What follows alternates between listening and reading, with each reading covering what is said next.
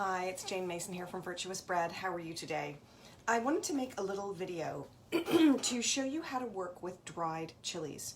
And the reason is because in our effort to get 30 plants per week into our diet, dried things are a really excellent kind of larder item.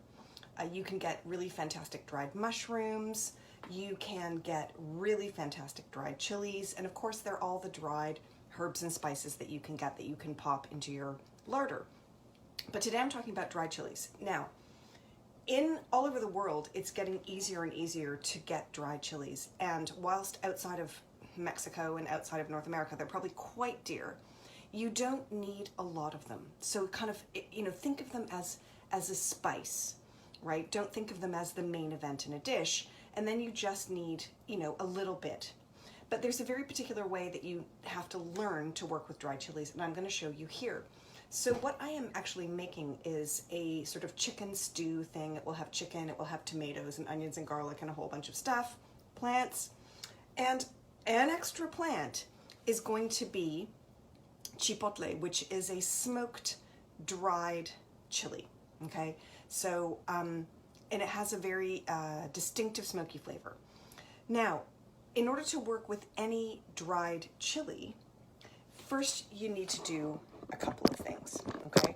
So here is your equipment. You need some kind of blender. In this case, it's a small quantity. I'm using a hand blender. You need to pour boiling water over the chilies and leave them in the boiling water for about 20 minutes to get them to be very, very, very soft.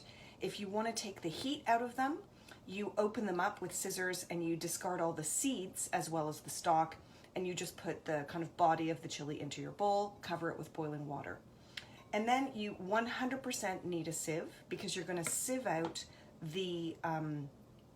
any of the skin, any of the big bits that get left over after you blend.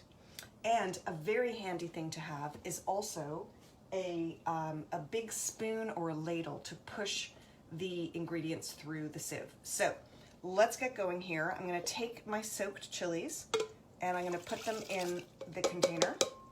Okay, keep your bowl. Now, a little bit of noise while I blend these.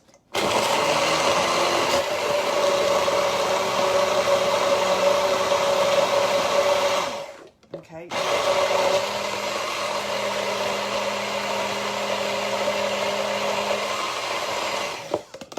You want to blend them very, very, very finely.